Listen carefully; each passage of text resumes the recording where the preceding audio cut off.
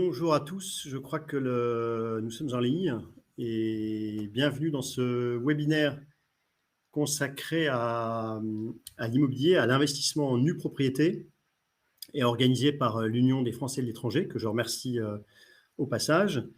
Mon nom est Amaury de Calonne, je suis président de la société Monetivia, qui est une société qui est spécialisée dans toutes ces questions de nue propriété. Peut-être en 2 mots, vous expliquer comment ça va se passer. Je vais vous présenter assez brièvement en quoi consiste ce type d'investissement. Et puis ensuite, il y a un chat qui est prévu pour que que je puisse répondre à vos questions, si vous en avez, suite à cette présentation. Alors, pour commencer, effectivement, vous parlez en 2 mots de Monetivia. Donc, Monetivia, on est un des leaders sur le marché français sur tout ce qui concerne l'achat-vente en nue propriété. Dans l'ancien, il faut comprendre dans l'ancien versus le neuf, c'est-à-dire tous les biens, en gros, du marché qui sont habités aujourd'hui. Et nous sommes une société qui a une expertise sur toutes ces questions de démembrement de propriété. Et on propose un certain nombre de solutions d'investissement pour des acheteurs, des investisseurs comme vous qui cherchent à investir en immobilier et de façon maligne, c'est-à-dire pour éviter autant que faire se peut, pour échapper à tous les inconvénients qu'on va retrouver dans le locatif, les risques et les contraintes et la fiscalité qu'on peut trouver dans le locatif. On a noué notamment un partenariat exclusif avec l'assureur Allianz pour le produit phare maison de Monetivia, qui est l'investissement en nue propriété dont on va parler. Alors, quand on parle investissement en immobilier, évidemment, la première chose auquel on pense, c'est le locatif. Et force est de constater que ces dernières années, quand on investit en locatif, on est confronté quand même en tout cas, on peut constater un certain nombre de choses. Je passe sur les risques locatifs de vacances où il faut changer le locataire et le risque d'impayé. Ce qu'on constate surtout, c'est la diminution d'un rendement, des rendements ces dernières années, avec le fait que les loyers, avec notamment des encadrements de loyers qu'on peut voir dans certaines grandes villes en France, la loi Allure qui a été très clairement en faveur du locataire, et surtout l'explosion des coûts pour le propriétaire. Je ne sais pas si vous avez vu un peu les chiffres de l'année dernière sur les taxes foncières, mais certaines villes ont augmenté jusqu'à plus de 50% la taxe foncière. Donc, taxes foncières, les charges de copropriété qui, elles aussi, augmentent. Et tout ça, évidemment, ça vient grever le rendement de l'opération quand on fait du locatif. Et puis, la deuxième couche, c'est évidemment la fiscalité. Vous touchez moins parce que vous avez plus de coûts. Et sur ce que vous touchez, vous êtes fiscalisé. Avec des tranches qui ont augmenté. Je mets là dans la présentation que là, il y a eu la création de la tranche à 45% en 2012, mais donc ça c'est plutôt pour les résidents bien sûr, mais la CSG CRDS a augmenté, il y a l'IFI évidemment pour ceux qui ont beaucoup d'immobilier. Bref, vous ajoutez le temps que vous passez quand vous faites du locatif à gérer vos locataires. Le tout fait que le jeu n'en vaut pas forcément toujours la chandelle. Ça ne veut pas dire qu'il ne faut pas faire de locatif. Le LMNP, par exemple, peut être une solution intéressante, mais ça nécessite du temps, ça nécessite un certain nombre de choses. Là, on va parler d'une solution qui vous permet d'échapper à tout ça. Alors, je vous ai mis un exemple là de quand on est non-résident et qu'on fait du locatif, comment ça se passe. Sur un exemple, un bien qui a une valeur de 600 000 euros, vous achetez ce bien qui génère un loyer de 3,5%, 21 000 euros de loyer. Une fois que vous avez retiré tous les coûts qui vous incombent en tant que propriétaire, l'assurance, charges de copro, travaux, des menus travaux à faire à droite à gauche, la taxe foncière, etc., c'est à peu près 20% des loyers. Vous retirez ça, et puis ensuite, vous payez sur ce qui reste, du coup, sur les 80% de ce loyer, la fiscalité qui incombe aux non-résidents, c'est 20% plus le prélèvement de solidarité. Ça peut être 17,2 même, le prélèvement CSG, s'il n'y a pas d'accord entre si vous ne bénéficiez pas d'une sécu là où vous êtes. Et grosso modo, une fois qu'on a retiré ça, rendement net de l'opération, un peu plus de 12 000 euros, soit 2%, alors qu'on partait de 3,5.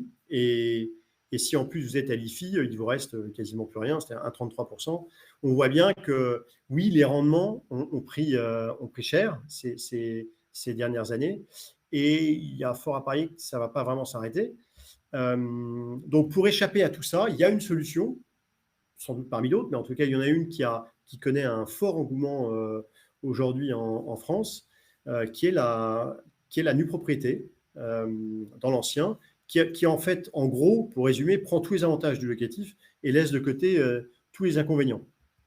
Alors, comment ça marche? Le principe de la nue propriété.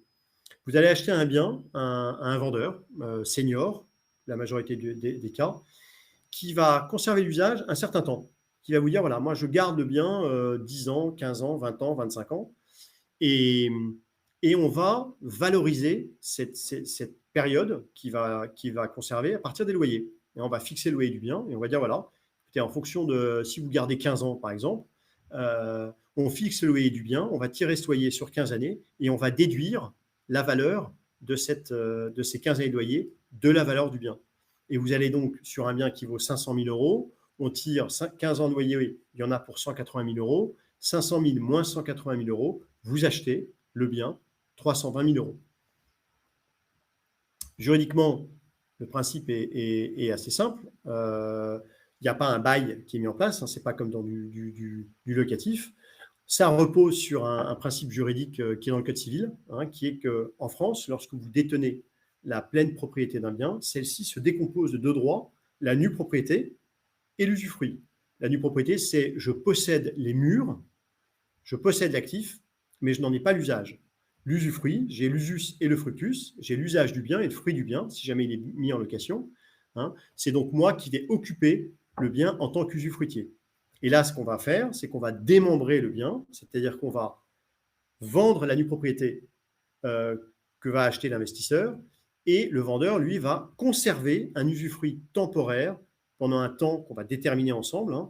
Et au terme de cet usufruit temporaire, le bien recouvre sa pleine propriété et vous récupérez le bien et vous pouvez en faire évidemment ce que vous voulez, le vendre, le louer, l'occuper, comme un bien que vous achetez en pleine propriété aujourd'hui. Comment est-ce qu'on valorise cet usufruit économique? C'est bien un usufruit économique. Donc, l'idée, c'est bien que vous soyez pré-réglé de la totalité des loyers immédiatement. Et donc, on va fixer le loyer du bien, un loyer de marché, bien sûr. On va indexer ce loyer pour le faire augmenter sur la durée, pour que vous n'ayez pas la perte de la hausse des loyers sur la durée. On va actualiser tous ces loyers, évidemment, on va raisonner à ce qu'on appelle en valeur actualisée nette. Et puis, on va retirer immédiatement le ratio de charge qui incombe traditionnellement aux propriétaires de cette masse de loyer, ce qui va nous donner la totalité de la valeur de loyer à déduire de la valeur du bien. Ça correspond à votre décote, à la décote dont vous allez bénéficier sur ce bien. Deux cas peuvent se produire lorsqu'on a un usufruitier qui est un senior.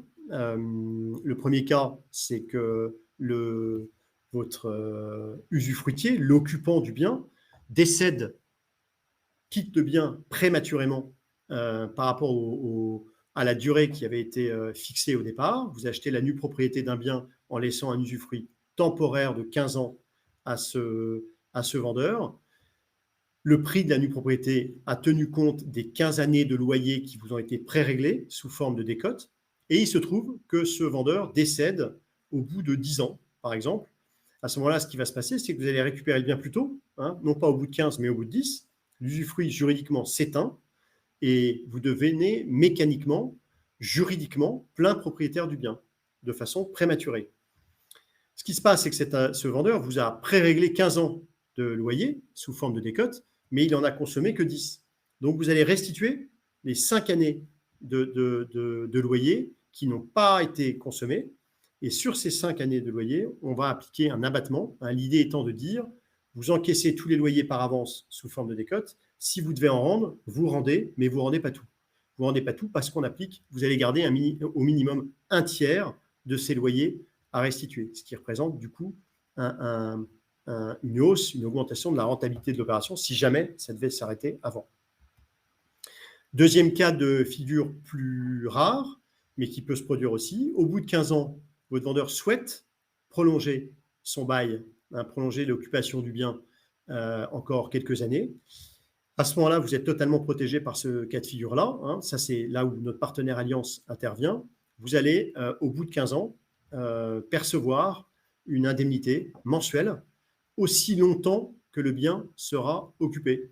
C'est-à-dire que vous êtes parti en laissant le bien 15 ans à votre vendeur. Tout a été calé économiquement parlant. Vous connaissez le TRI de l'opération à l'avance. Si jamais le vendeur souhaite continuer à occuper le bien, il peut le faire, mais à ce moment-là, vous percevez une rente mensuelle versée par Allianz, ce qui fait que vous savez d'ores et déjà qu'au bout des 15 ans, vous avez de toute façon un revenu, soit par le versement de cette indemnité par Allianz, soit parce que vous avez récupéré le bien et que vous l'avez mis, par exemple, en location.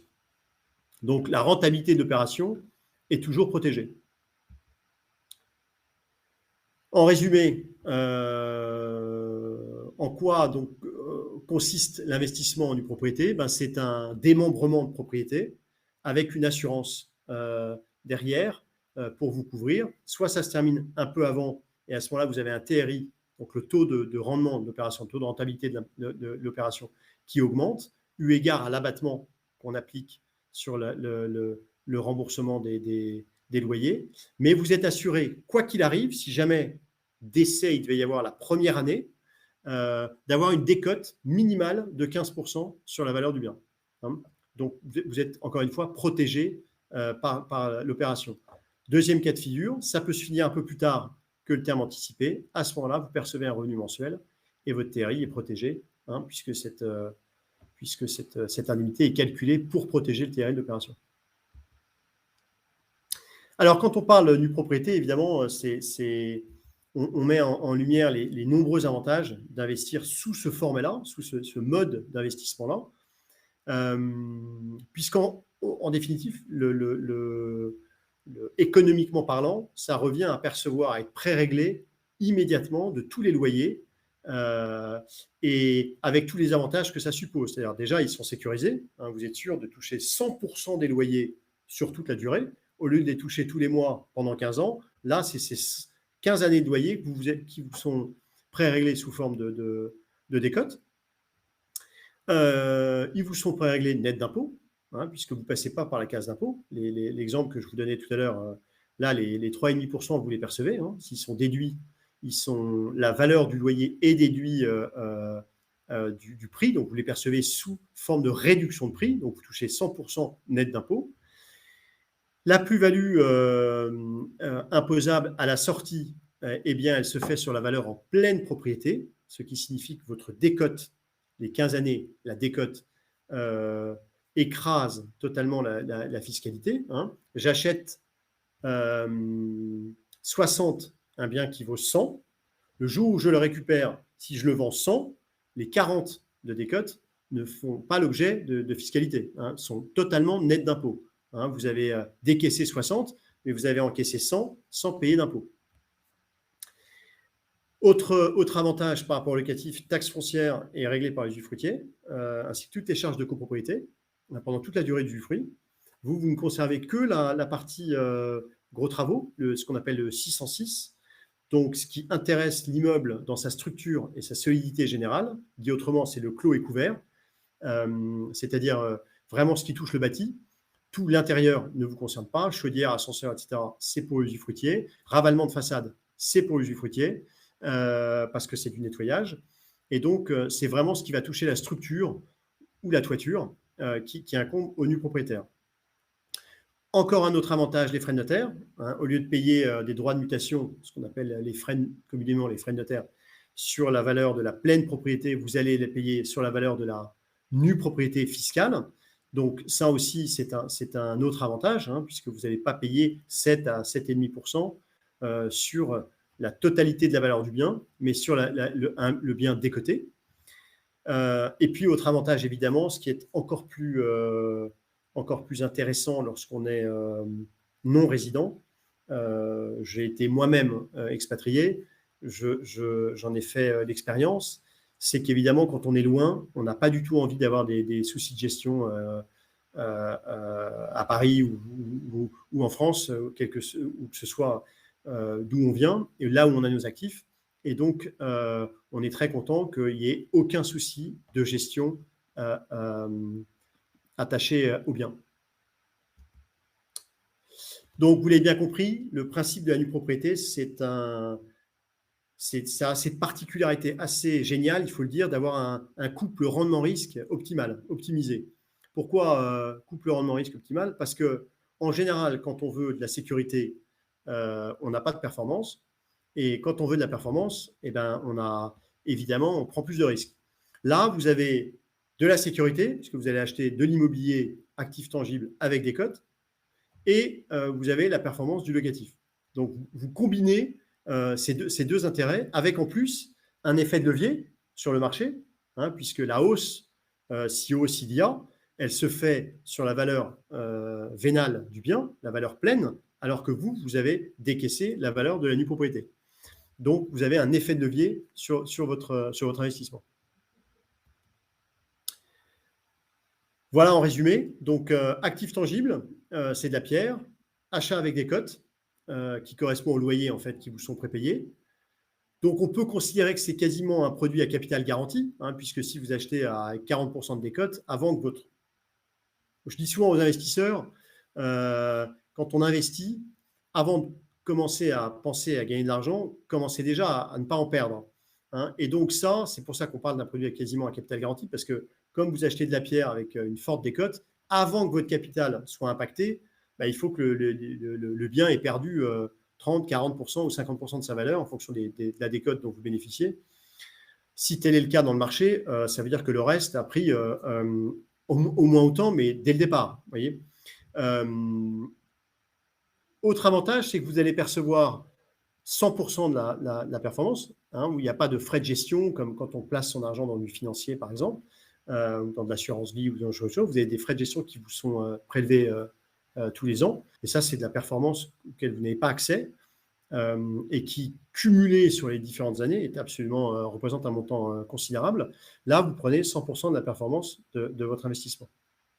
Ce qu'il faut savoir aussi, évidemment, c'est qu'on parle là d'un investissement de long terme. Il ne faut surtout pas investir en nue propriété si vous souhaitez récupérer le bien au bout de 2 ans, 3 ans, 4 ans. Vous n'avez pas l'horizon temporel de l'investissement en nue propriété, il est plus long.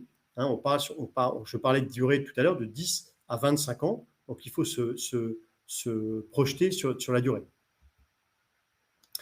Je vous ai mis du coup un cas pratique pour illustrer mes propos. Alors, j'ai pris ici un bien que nous avons eu sous mandat, qu'on nous a confié, qu'on a sélectionné, qui était un bien donc, qui était dans le 10e arrondissement à Paris, qui avait une valeur qui a été estimée 1 600 000 euros. Dans un bel immeuble pierre de taille parisien. Et ce bien a fait l'objet d'un démembrement de 15 ans. 15 ans, on a fixé le loyer, 32,50 € du mètre carré. On l'a indexé à 1,5 et ensuite actualisé et retiré le ratio de charge. Vous pouvez voir là les loyers année après année qui ont été comptabilisés. La première année, c'est 51 000 euros de loyer. La deuxième année, 51 888, etc., etc. Et c'est cette masse de loyer qu'on a déduit pour donner la valeur de l'usufruit que vous retrouvez en dessous à 620 000 euros, que l'on a déduit de la valeur de la pleine propriété, 1,6 million moins 620 000 euros, ce qui nous fait la valeur de la nue propriété à 980 000 euros, plus les honoraires qui sont prélevés, Moetivia, ce qui fait le prix de la nue propriété à 1 025 000 euros, d'un bien qui vaut 1,6 million, soit 36% de décote, avec un démembrement de 15 ans. Vous voyez ici qu'en cas de récupération anticipée, imaginez par exemple, je reprends mon exemple de tout à l'heure, qu'au bout de 10 ans, vous récupériez le bien parce que les vendeurs, en l'occurrence c'était un couple, libéraient le bien, probablement par décès.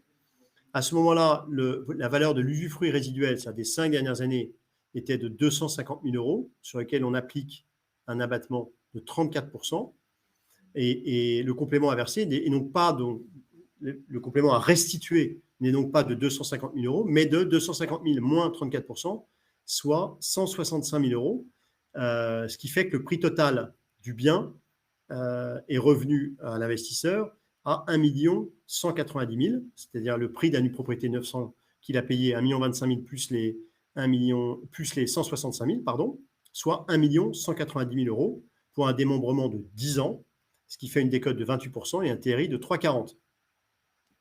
Voilà le principe. Voilà l'exemple. Alors, investir avec Monetivia, investir en nue propriété, pourquoi est-ce qu'on investit en nue propriété? C'est quoi l'objectif quand on vient sur ce type d'investissement? Le premier objectif, il est très clair, et c'est la première motivation des investisseurs, c'est de préparer la retraite, c'est de se constituer du patrimoine. C'est de mettre en portefeuille un actif qu'on a sécurisé, qu'on a acheté en sécurisant la performance immédiatement, et rendez-vous le jour où je récupère le bien, je n'ai pas à m'en occuper, je n'ai pas de souci de gestion, voilà, j'ai placé mon capital, j'ai placé mes fonds propres, j'ai peut-être emprunté, on va y revenir, mais voilà, j'ai investi, placé mon argent dans un actif que je mets en portefeuille et qui ne va pas me demander soit de temps et où j'ai sécurisé dont j'ai sécurisé la performance. Il y a aussi comme motivation, parce qu'on peut faire beaucoup de choses avec le démembrement, avec la nue propriété, c'est la donation. On a beaucoup d'investisseurs qui aussi achètent la nue propriété pour la donner, hein, et pour optimiser fiscalement la transmission. Parce que là aussi, encore, en donnant la nue propriété et pas la pleine propriété, eh ben, vous allez pouvoir, avec les effets de seuil, faire en sorte de pouvoir donner à moindre coût à vos enfants. Autre motivation, alors plutôt là pour des résidences secondaires, en tout cas je vous invite à regarder ce sujet sous cet angle-là, pas pour une résidence principale, c'est d'investir en une propriété dans un actif pour un usage futur.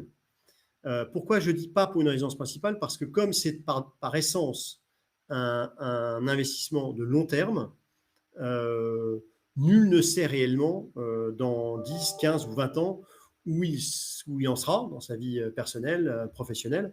Et donc il est plus sage, à mon avis, de se dire j'investis, je place du capital dans cet actif immobilier, je suis dans le marché, le jour où je récupère le bien, si je veux acheter ma résidence principale à droite ou à gauche, j'ai les fonds en revendant ce bien pour acheter. C'est plutôt comme ça qu'il faut le voir.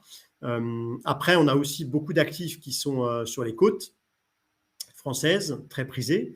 Et donc, on peut aussi imaginer se dire, quand je rentrerai de mon expatriation pour ma retraite, par exemple, avoir une résidence secondaire que je choisis dès maintenant en l'achetant en nue propriété. Évidemment, là, ça fait plus de sens parce que vous n'êtes pas arrêté à un timing propre. Arrêté. Donc voilà, investissement en nue propriété, c'est effectivement un investissement coffre-fort. Hein, c'est je place mon argent dans un actif avec des cotes c'est de la pierre et je prends ma performance que je sécurise tout de suite. Quand on parle d'une propriété, on a évidemment différents types de possibilités. Monetivia peut vous offrir différents formats pour investir sous le format de la nue propriété. Vous avez des démembrements temporaires, c'est-à-dire j'achète la nue propriété et je vais récupérer à date le bien. C'est-à-dire si je prends un usufruit de 15 ans sec, dans 15 ans, je récupère à date l'actif. Vous avez le contrat Monetivia que je vous ai explicité, où là, il y a une assurance derrière qui fait que vous êtes, si jamais ça devait continuer, vous avez le fruit de l'assurance d'indemnité qui vous sont versés tous les mois. Vous avez aussi des démembrements en laissant un usufruit à vie qui n'est pas temporaire, celui-là, qui est un usufruit à vie. Vous laissez ça à votre vendeur. Il y a plus d'aléas parce que les calculs vont être faits sur l'espérance de vie du vendeur. hein. Lui, il garde son usufruit ad vitam aeternam. Donc, si jamais ça s'arrête avant, ben, vous avez un TRI qui est maximisé. Si ça s'arrête après la table de mortalité, l'espérance de vie du vendeur, ben là, vous avez c'est pas une perte, vous avez un moindre gain, toutes choses égales par ailleurs. C'est-à-dire, si imaginons que l'immobilier soit flat, ben, si on est parti sur 17 ans d'espérance de vie pour faire les calculs et que la personne reste dedans 20 ans, et ben, effectivement, votre TRI va être diminué. On ne parle pas, encore une fois, de perte, c'est juste un moindre gain. Donc voilà, on a tout type de formats en fonction des investisseurs, en fonction de votre propension, votre aversion aux propensions au risque, hein. Et donc, ça, on mène une étude avec chacun d'entre vous pour comprendre ce que vous cherchez et où vous le cherchez et pourquoi vous cherchez ce type d'investissement. On peut comparer la nue propriété avec ce qui se fait dans le neuf, parce que ça existe aussi dans le neuf, l'investissement en nue propriété. Les grosses différences, c'est que, évidemment, le neuf, c'est plus cher. L'assiette de départ est plus chère, puisque vous avez une surcote liée au neuf. Et c'est d'autant plus vrai aujourd'hui, où le foncier est rare. Et donc, évidemment, vous allez partir d'une assiette au départ surcotée. Cette surcote, vous allez la perdre, hein, puisque le bien, quand vous allez le récupérer, le bien neuf, il sera dans le marché de l'ancien, hein, dans 15 ans. Donc, évidemment, la décote dont vous allez bénéficier va être moindre. En général, enfin pas en général, c'est dans l'immense majorité des cas, dans le neuf, c'est du logement social. Hein, c'est-à-dire que l'usufruitier est un bailleur social qui met le bien en location. Et donc, la différence avec l'ancien, c'est que là, c'est le propriétaire qui se retrouve usufruitier, l'ancien propriétaire, qui a décidé de monétiser, d'une certaine manière, son actif et qui est évidemment attaché au bien, par définition, sinon il l'aurait vendu en pleine propriété. Là, il souhaite conserver le bien. Et donc, ça, c'est aussi une chose qu'on entend beaucoup des investisseurs, c'est quand on fait 15 ans de location, évidemment, les locataires tournent. Eux, le bien, ils s'en moquent peu ou prou, hein. Là, vous avez quelqu'un qui est attaché au bien, parce qu'il a voulu y rester, c'était son bien, et il se retrouve un peu plus riche tout en restant dans l'actif. Donc, c'est évidemment un vrai plus et un confort pour le propriétaire que vous êtes, le nu propriétaire que vous êtes. Ce qui est vrai aussi dans le neuf, c'est que les localisations ne sont pas toujours attractives, elles sont souvent en périphérie des grandes villes, là où dans l'ancien, c'est l'appartement de monsieur tout le monde, hein, monsieur et madame tout le monde. Donc, on va aller sélectionner des actifs qui sont intramuros, qui sont dans des grandes villes ou qui sont dans des endroits au bord des côtes ou dans des belles campagnes qui ont une logique patrimoniale ou locative forte.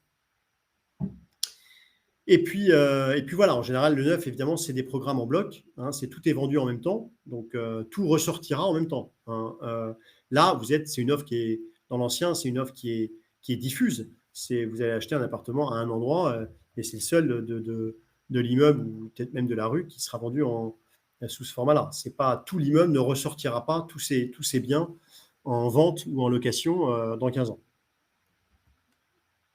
Voilà ce qu'on pouvait dire sur la nue propriété, qui est une solution particulièrement adaptée, je dois dire, aux expatriés, hein. C'est aujourd'hui 20% des investisseurs de Monetivia, parce qu'aucune gestion locative, parce qu'aucun flux financier entre les parties. Et c'est évidemment un bon moyen de préparer son retour éventuel pour ceux qui rentreront de l'expatriation et de ne pas se laisser dépasser par le marché pour effectivement, quand on est parti 10 ans, on a vu ces 10 dernières années, hein, l'immobilier a connu une forte hausse. Voilà ce qu'on pouvait dire sur l'investissement en une propriété. Alors, ce que je vous propose, si j'en ai fini avec ma présentation, on avait dit une demi-heure, j'ai fait 30 minutes. Ce que je vous propose, c'est si vous avez des questions, eh bien, n'hésitez pas sur le chat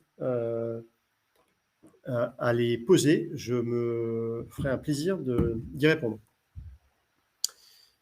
Alors, première question d'Athénaïs. Quel type de biens proposez-vous? Peut-on les visiter? Alors, comme j'ai commencé à le dire, on propose des biens qui font du sens pour un investissement, hein. C'est-à-dire qu'on a une logique de long terme et on se dit, est-ce que ce bien fait du sens pour le récupérer, pour quelqu'un qui va le récupérer dans 10 ans, dans 15 ans, dans 20 ans? Autrement dit, est-il liquide? Donc, on va se focaliser sur des actifs qui sont soit intramuros, dans des grandes villes, et dont on sait que, il y a un turnover facile, hein, vous pourrez les revendre ou les mettre en location facilement, ou sur des biens qui sont positionnés dans des endroits recherchés, au bord de la mer, dans je sais pas, dans le sud-est de la France, sur la côte atlantique, en Bretagne, et donc des actifs qui ont une valeur patrimoniale, qui ont une valeur encore une fois, qui font sens pour l'actif lui-même. On ne prendra pas de maisons sans intérêt en pleine campagne ou encore une fois, d'appartements en quatrième périphérie d'une ville moyenne. Hein, l'idée, c'est vraiment que vous ayez en portefeuille des actifs qui font du sens économiquement. Peut-on les visiter? Bien sûr, tous nos biens sont visitables. On fait aussi pour les expatriés des vidéos. Vous pouvez les visiter en vidéo. On prend rendez-vous et là, vous pouvez nous demander à la personne de se promener dans l'appartement ou la maison, les extérieurs, etc., pour tout voir, parce qu'évidemment, c'est plus facile quand on est loin. Question de Constance. Si l'on veut prendre plus de risques, est-il possible de laisser un usufruit à vie au vendeur? Alors oui, c'était évidemment un des points que j'ai évoqué là. C'est-à-dire là, vous prenez plus de risques. Alors, c'est un risque mesuré, mais c'est un risque, effectivement, sur du simple fait, du point de vue financier. Effectivement, vous prenez plus de risques sur le rendement de l'opération parce que y a un aléa. C'est pas, quand on fait un démembrement temporaire, c'est calé. Hein, les calculs sont faits sur le temporaire. Après, vous êtes couvert par l'assurance, donc vous connaissez le TRI à l'avance. Si vous faites un usufruit que vous laissez à vie à votre vendeur, c'est peut-être le cas que vous avez connu avec des parents, avec vos parents qui vous ont donné la nue propriété de leurs biens et conservé l'usufruit sur leur tête à vie. Eh bien, là, le principe, c'est de vendre la nue propriété pour le propriétaire et de conserver un usufruit à vie. Eh bien, cette vente se fait, on va faire les calculs sur l'espérance de vie du vendeur. Évidemment que s'il vit plus longtemps et qu'il reste plus longtemps dans le bien par rapport à la période que nous avions escomptée, et là, évidemment, il y a un aléa sur la rentabilité de l'opération. Donc, et j'insiste bien sur la notion de, c'est pas un risque de perte, hein, vous n'allez pas perdre, c'est juste que vous allez moins gagner parce que la décote en fait va générer un TRI un peu plus faible que encore une fois, si toute chose égale par ailleurs, c'est-à-dire je pars du principe qu'aucun autre facteur n'a changé, et donc si l'immobilier ne bouge pas, par exemple, oui, sur une période plus longue, si vous mettez plus de temps à récupérer le bien, par définition, c'est que la rentabilité a un peu baissé.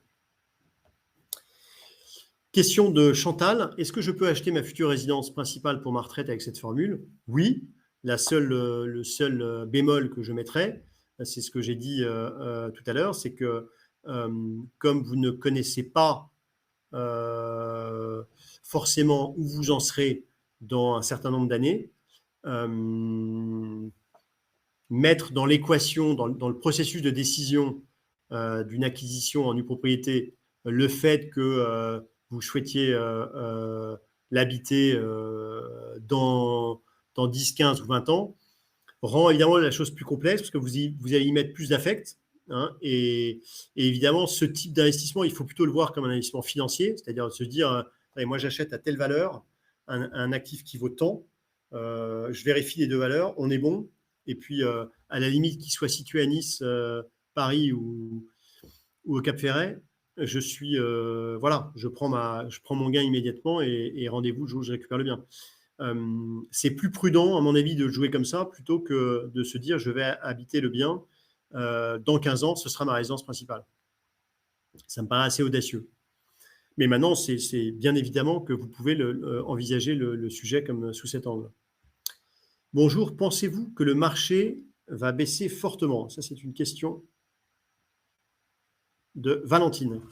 Est-ce que je pense que le marché va baisser fortement? Alors, le marché immobilier aujourd'hui, il échappe à personne que les taux d'intérêt ont augmenté fortement, qu'il y a beaucoup d'inflation. C'est pour ça que les taux d'intérêt ont augmenté fortement. Et quand les taux d'intérêt augmentent, par définition, ça corrige l'immobilier. Hein. C'est historique, c'est comme ça, c'est logique, puisque l'accès au crédit est plus difficile, il est plus cher, donc plus difficile.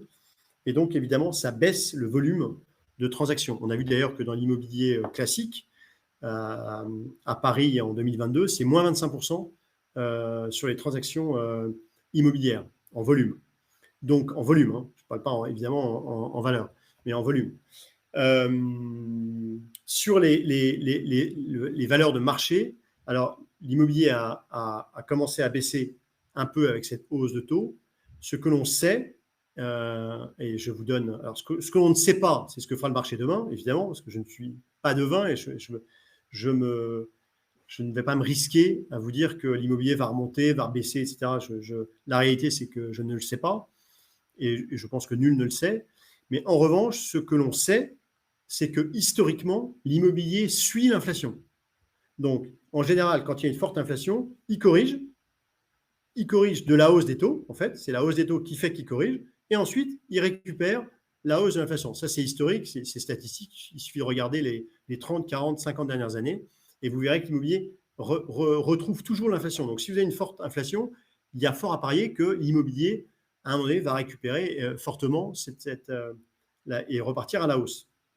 Donc, c'est tout l'intérêt d'une formule comme la nue propriété, c'est comme vous achetez le bien avec des cotes, sur le long terme, bah, cette correction, elle a lieu dans la durée, en fait, dans l'horizon temporel dans lequel vous êtes inscrit, c'est-à-dire si vous êtes parti sur 15 ans, bah, normalement, cette baisse, si la baisse continue, pour attraper l'inflation, hop, ça va repartir dans cet intervalle et donc est indolore pour l'investisseur en UPRO. C'est un bon moyen de se protéger justement contre cette baisse.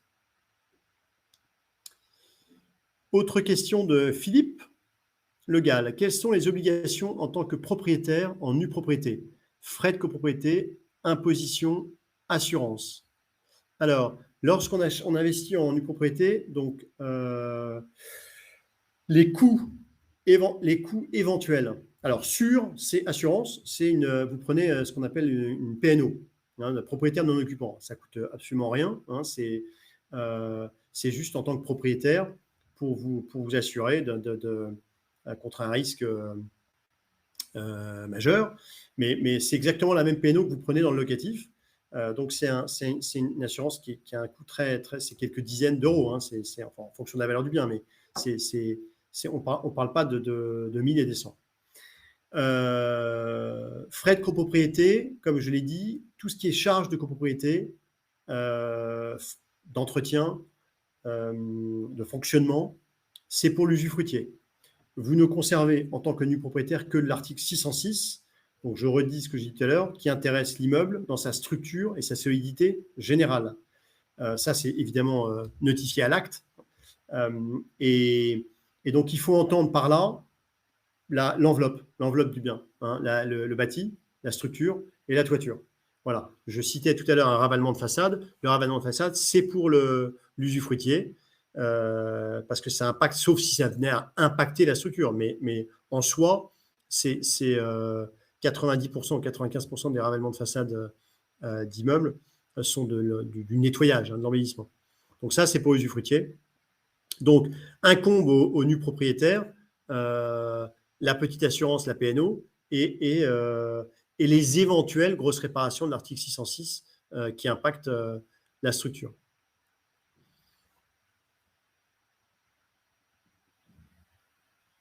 Question de Françoise. Attendez, elle a sauté. Hop. Françoise Brisson. Comment Allianz est-elle payée pour ce service? Par qui? Sur quelle base? Alors, le produit d'assurance qui vous couvre en tant qu'investisseur est réglé par le vendeur. Hein, par le vendeur, parce que c'est lui qui se laisse la possibilité, au-delà du démembrement temporaire, de rester dans le bien. Et donc, c'est lui qui va payer cette assurance, qui est une prime unique.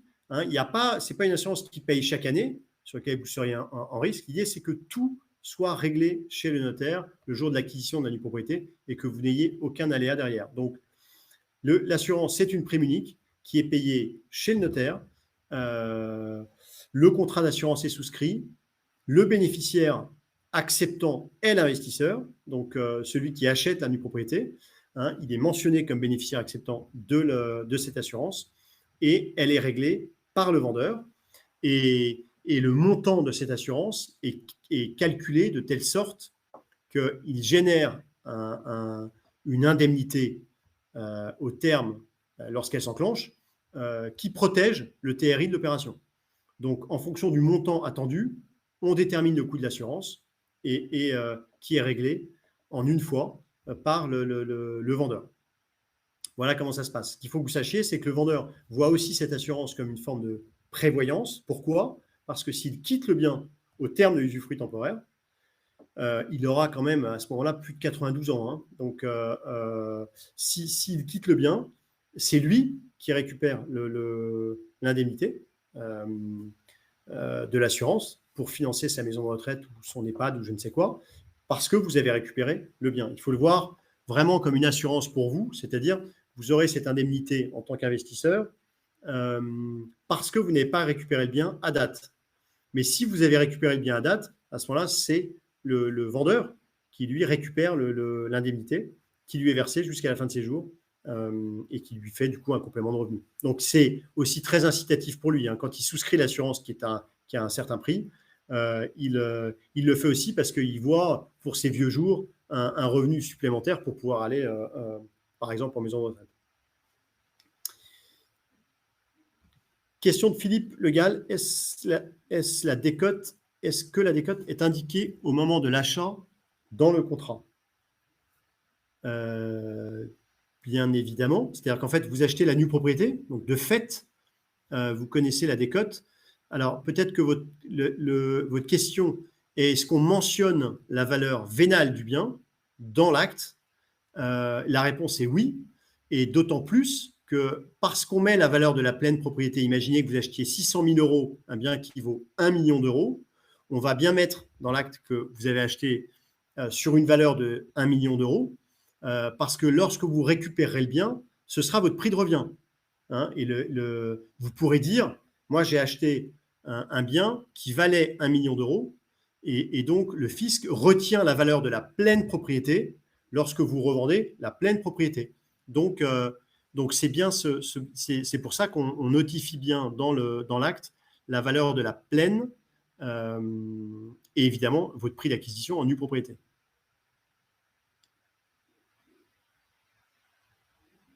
Comment est-ce que, question de Eliès Bortolin, comment est-ce que l'abattement est appliqué en cas de récupération? Comment est-ce que le pourcentage est appliqué? Alors, le pourcentage, en fait, ce qu'il faut que vous sachiez, c'est que lorsque vous vous intéressez à un bien, vous allez recevoir une documentation sur ce bien, avec évidemment comment ont été faits les calculs pour le calcul de l'usufruit, hein, et donc le prix de la nue propriété. Et vous allez recevoir, évidemment, les 6 compléments IA à verser, les montants qui sont à verser année après année, et l'abattement qui a été appliqué sur la valeur résiduelle. Donc, vous connaissez à l'avance, évidemment, tous les montants et ils sont inscrits à l'acte. C'est-à-dire que ce n'est pas une surprise dans 5 ans ou dans 10 ans. Vous connaissez tout de suite, on connaît tout de suite la valeur, puisque si vous achetez 600 000, un bien qui vaut 1 million, on sait qu'il y a 400 000 de décote. On sait donc que sur 15 ans, ça valait 400 000, sur 14, ça valait tant, sur 13, ça valait tant, sur 12, ça valait tant, etc. etc.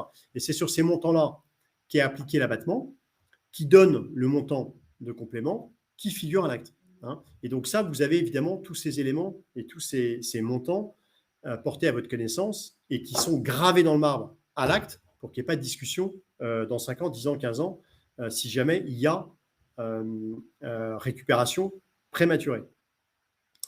Voilà ce qu'on peut dire. Ce que vous devez savoir aussi par rapport à ça, c'est que le complément, il n'est pas à verser sonnant et trébuchant. Hein. Si jamais il y a récupération prématurée, je redonne mon exemple, on part sur 15 ans, vous récupérez le bien au bout de 10 ans. Là, à ce moment-là, vous allez être informé du fait que l'usufruit s'est éteint et que vous êtes devenu immédiatement plein propriétaire. Et vous allez avoir 6 mois pour verser ce complément à compter du jour où vous disposez du bien. Non pas à compter du jour où vous êtes devenu plein propriétaire, de fait, c'est-à-dire s'il y a décès de l'usufruitier, mais à compter du jour où on vous a remis les clés du bien, et c'est ce jour-là qu'on va regarder le complément. Dans l'acte, quel est le complément à cette date-là, et vous aurez 6 mois pour verser ce complément aux ayants droit du vendeur. Ce qu'il faut savoir, c'est que vous avez différents moyens évidemment, verser ce complément, hein. Soit vous avez les fonds, donc ça règle le problème. Soit vous décidez d'emprunter.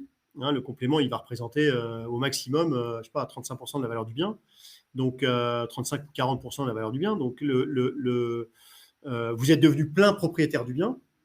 Vous allez appeler votre banquier et vous allez lui dire, est-ce que vous pouvez me prêter, je sais pas, 35%, 30%, 20%, 25% de la valeur du bien, et que je vais mettre en location.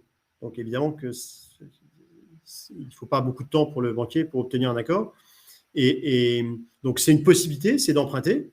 Une autre possibilité aussi, c'est de revendre le bien. On a beaucoup d'investisseurs qui nous disent, moi, si je récupère prématurément, je revends tout de suite le bien, je prends ma plus-value nette d'impôt et je recommence. Pourquoi? Parce que j'achète 600, je reprends mon exemple, 600 000, un bien qui vaut 1 million, par exemple. Je récupère le bien prématurément, ça m'a coûté 600, je rajoute 100 de complément parce que je l'ai eu plus tôt, je le revends 1 million, 600 plus 100, 700, j'ai 300 000 euros de plus-value nette d'impôt, parce que le fisc va retenir 1 million comme prix de revient. Donc la décote me revient immédiatement. Donc c'est pour ça qu'on vous laisse aussi 6 mois. C'est pour ceux qui veulent revendre le bien, ils ont la possibilité de mettre tout de suite le bien en vente pour prendre leur plus-value et recommencer s'ils le souhaitent. Voilà le principe pour ce qui est du financement du complément.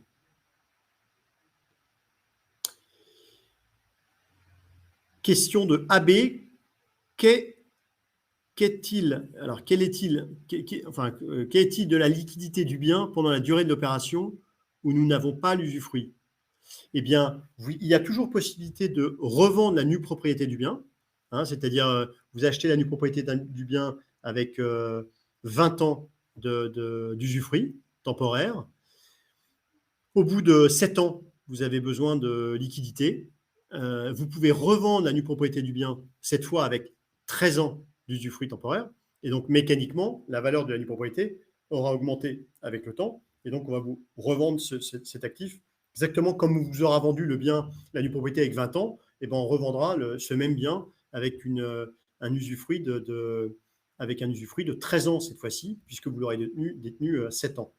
Ce qu'il faut juste savoir, si vous procédez de la sorte, c'est que certes, il y a de la liquidité, vous pouvez revendre, mais fiscalement parlant, ce n'est pas ce qu'il faut faire. En tout cas, vous n'optimiserez pas la chose. Pourquoi? Parce que là, le fisc ne va pas retenir la valeur de la pleine comme prix de revient, mais il va retenir la valeur de la nue propriété. Je reprends mon exemple. Vous achetez 500 000 euros un bien qui vaut 1 million d'euros. D'accord? Si vous le revendez en nue propriété 650 000 euros, là, le fisc va considérer que vous avez acheté, vous revendez la nue pro, donc il regarde la nue pro. Vous avez acheté 500 000 euros, vous la revendez 650 000 euros, vous avez fait 150 000 euros de plus-value. Vous rajoutez les frais de notaire, mais hors frais de notaire, vous avez fait 150 000 euros de plus-value. Alors que si vous avez attendu de récupérer le bien en pleine, là, le fisc regarde la valeur de la pleine au moment de l'acquisition de la nue propriété. Donc, c'est juste la chose à savoir, c'est que là, vous serez, dès le premier euro imposé sur la plus-value, là où, en attendant que le bien, vous le récupériez en pleine propriété, l'usufruit s'est éteint, là, ce sera à partir de la valeur de la pleine propriété. D'où le fait que l'usufruit écrase totalement la fiscalité. Question de Julien Bessières. Dans le cas où le bien serait libéré par l'usufruitier en très mauvais état intérieur, qui paye les frais de remise en état? Eh bien, vous, monsieur, c'est vous qui payeriez. Alors, là-dessus, c'est pareil. On a tenté cette question. Ce qu'il faut bien avoir en tête. D'abord, la première chose, c'est qu'il y a fort à parier que vous récupérerez le bien dans le même état que dans l'état dans lequel vous allez l'acheter, hors usure un peu naturelle du temps. Pourquoi je dis ça? Parce que comme c'est le vendeur, le propriétaire, qui vous vend son bien, pour y rester, s'il est précautionneux, s'il est soigneux, il n'y a aucune raison qu'il ne reste pas soigneux les années suivantes en étant plus riche, puisqu'il a reçu un capital du fait de la vente de la nue propriété de son bien. Donc, on voit d'ailleurs un certain nombre de vendeurs qui, la première chose qu'ils font quand ils ont vendu une propriété, ils remettent un coup dans leur appartement, ils refont leur cuisine ou ils refont la peinture du salon ou je ne sais quoi. Ça arrive assez fréquemment. Donc, il faut que vous disiez bien que le vendeur, il est dans une logique de solution de vie, en fait. Hein. Il a voulu rester dans son actif, donc il se voit pas du tout comme entre guillemets, un locataire dans le bien, il se voit comme habitant dans le bien, et donc si c'était quelqu'un qui était attentionné et qui fait attention à son bien, il va continuer à le faire. Ça, il n'y a pas de problème. Maintenant, la question que vous posez, celle que ça pose réellement, c'est demain, il y a un dégât des eaux, il y a une détérioration importante de l'actif, comme il pourrait y avoir dans du locatif ou dans je ne sais quel autre cas de figure. Hein. Comment vous êtes protégé? Vous êtes protégé par les assurances de toutes les parties, c'est-à-dire du syndic et de l'usufruitier. Tout le monde est assuré. Et donc, pour tout dégât, j'ai envie de dire, matériel, ou quel qu'il soit, l'assurance prendra en charge. La seule chose qu'elle ne prendra pas en charge, c'est l'usure effectivement naturelle du bien. Mais sachez que si vous avez 15 ans, vous avez laissé 15 ans le bien dans l'ancien à quelqu'un, de toute façon, vous referez les travaux dans 15 ans, ça c'est sûr et certain. Et donc ça, il ne faut pas être inquiet de ce type de cas de figure. De toute façon, vous ferez les travaux et ça vous coûtera sans doute moins cher que 15 ans de location. Vous voyez, où là, de toute façon, pendant 15 ans, vous serez amené, en faisant de la location, à faire toujours des petites corrections. On a toujours des choses à faire ou à payer quand on fait de la location longue durée. Question de Christophe. Les banques acceptent-elles de financer un achat en nue propriété? La réponse est oui, sous condition. Sous condition, ça veut dire quoi? Ça veut dire que la banque ne prend pas en garantie l'actif que vous allez acheter, c'est-à-dire la nue propriété. Comme vous ne le possédez pas en pleine, elle part du principe qu'elle ne pourra pas ressortir s'il y a un défaut de remboursement du crédit. Et donc, à tort, mais il se trouve que elles sont conservatrices et donc elles raisonnent comme ça. Donc, elles vont vous demander ce qu'on appelle une garantie déplacée. Garantie déplacée, ça veut dire si vous empruntez 300 000 euros, par exemple, pour acheter un bien en nue propriété, la banque va vous dire donnez-moi une garantie à hauteur de 300 000 euros en France, hein, sur le territoire. Donc, ce qui peut être soit financière, contrat d'assurance vie qu'elle va nantir, soit immobilière. Vous avez d'autres actifs immobiliers, elle va mettre une hypothèque sur cet actif, sur lequel il ne faut pas qu'il y ait déjà de la dette, parce que la banque ne se mettra jamais en deuxième rang. Hein. Donc, elle va mettre une hypothèque sur un actif que vous détenez en France à hauteur du montant que vous souhaitez emprunter. Mais c'est la condition. Une banque ne prête jamais sans garantie, quels que soient vos revenus, hein, parce qu'elle regarde votre capacité de remboursement, ça c'est vos revenus, et en cas où ça s'arrête, cette capacité de remboursement, ça garantit pour récupérer son emprunt, sa créance. Et à ce moment-là, elle veut évidemment elle veut une sûreté, elle veut avoir un actif ou un financier ou immobilier qui la rembourse en cas de défaut. Question de Pauline. Y a-t-il un montant minimum pour investir en nue propriété via vos services? Alors, nous, on va sélectionner des actifs à minima en nue propriété qui, allez, je vais dire, le plus bas qu'on ait fait, c'est 100 000 euros, je pense. Mais c'est vraiment rare. J'ai envie de dire que le plus souvent, on va être entre 150, 180 et puis plusieurs millions d'euros. Hein, la fourchette est très très large en investissement en nue propriété selon les patrimoines. Mais effectivement, les actifs en dessous de oui, 100 000 euros, on n'a pas fait en dessous de 100 000 euros en nue propriété. Voilà, on me dit que le webinaire touche à sa fin. Il est effectivement 18h56 à Paris. Merci à vous tous pour votre participation.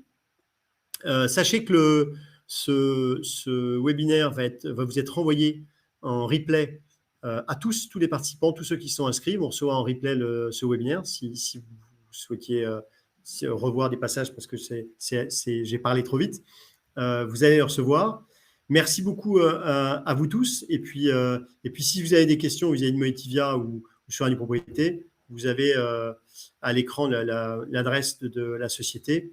On se fera évidemment un plaisir de répondre à vos questions et aux questions auxquelles je n'ai pas pu répondre dans ce webinaire. Merci à vous et à très bientôt.